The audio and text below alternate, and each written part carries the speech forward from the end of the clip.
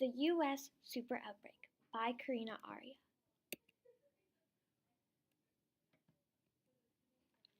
How did the U.S. super outbreak start? Inside a thunderstorm where cold air from Canada mixes with warm air from Mexico.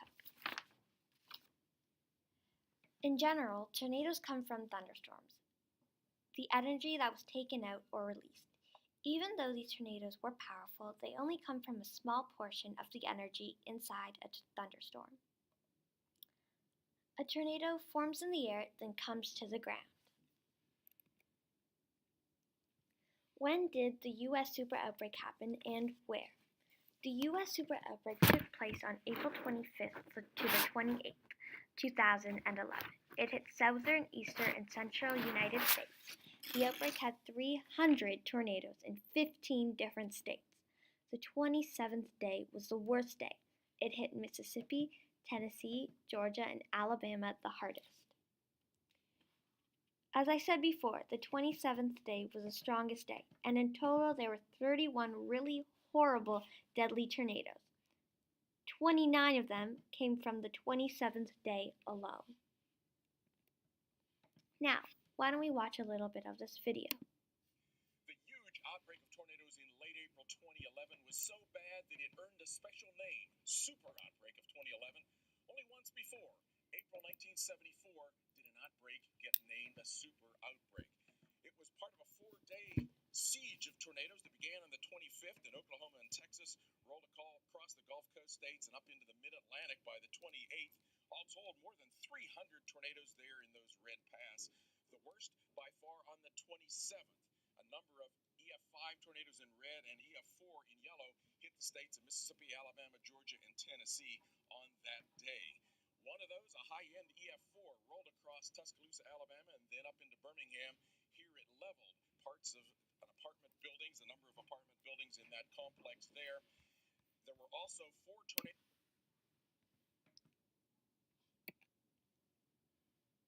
So, like I said before, there were 300 or more tornadoes, and about 25% of the tornadoes were violent and strong and on the 27th.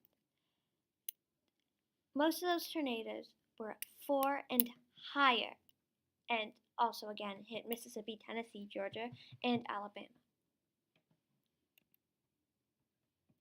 Who was affected by this outbreak? People who live there and visitors, both because are being threatened by the deadly tornadoes, either causing them to evacuate or hide underground. Outside animals, because they might get picked up by tornadoes and flown away. People who live there and were in tornado happen a lot areas were more prepared than others, but still. How did people react? Places with tornadoes happen frequently, so they were more prepared than others, but all places were in so much shock of how strong the tornadoes were. Some places have underground cells that have emergency kits, radios, flashlights, and etc. Other places, people had to evacuate or go into a basement or the lowest level in an apartment or house or shelter. Internal and external forces. The internal force is torsion because of the tornado, and the external force is the outside tornado. The tornadoes pick up roofs and sometimes the whole house depending on the strength of the tornado. If the roof is a dome, the tornado will not be able to pick up the roof or the house, or in any shelter. The reason why tornadoes pick up roofs and other things and send them off in different directions is because it all depends on the air pressure inside the shelter and outside. As a tornado passes over properties, the air pressure of the roof will attract to the air pressure of the tornado, pulling the roof off. Scientists say that the shape of the roof or house can affect if a tornado can take off a roof by, quote unquote, because most roofs are peaked and there is a tendency to create that suction where the flow goes over the top of it, says the scientist named Jewel Barlow. This is my design of a tornado-prone structure. As you can see, on top of ground, there's a steel dome.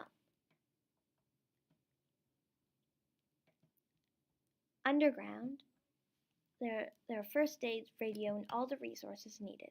So this is a safe house with lots of emergency resources.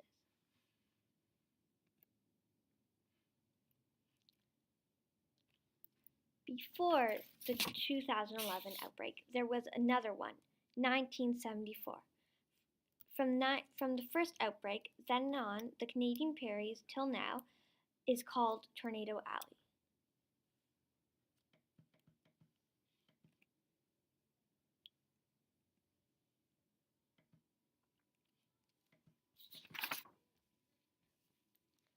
Tornadoes rip away roofs and windows, leaving the apartment and houses or shelter empty.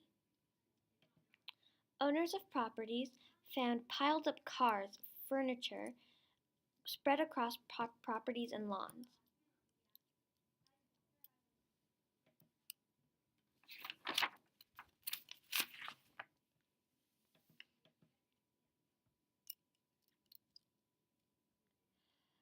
This area was used to tornadoes, but the outbreak changed all of their lives. Lots of people need to hold on to something sturdy because of being sucked up into places.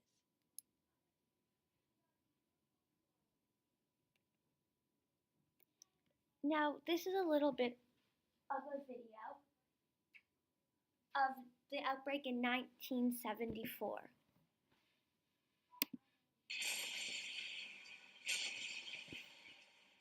1974.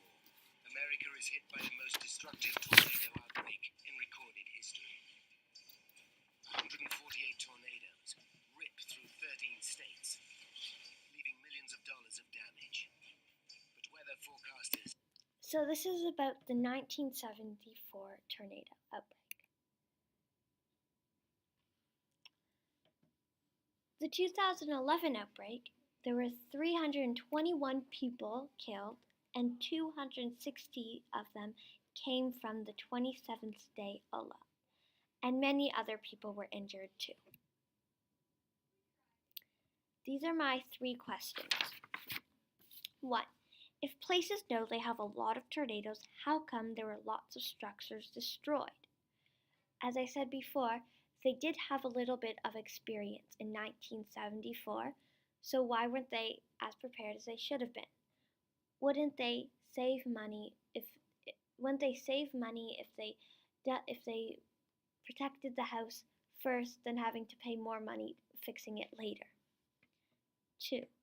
For the people who were visiting at the time and need to get home, did the government do anything to evacuate the people or give them a safe spot to stay and be away from the tornadoes? 3. After the outbreak, did the population decrease because of people moving away in case of an outbreak happens again? This is Alabama after the 2011 outbreak. As you can see, there are lots of things broken down and tornadoes picking up and bringing it down to the ground, flying it everywhere.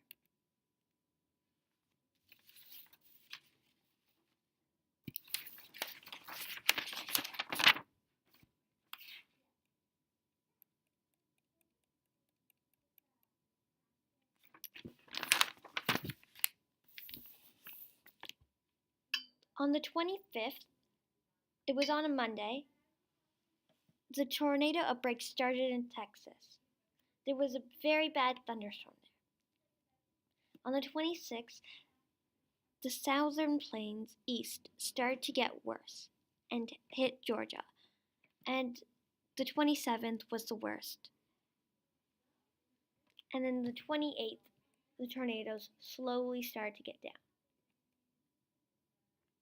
Thank you for listening to my presentation.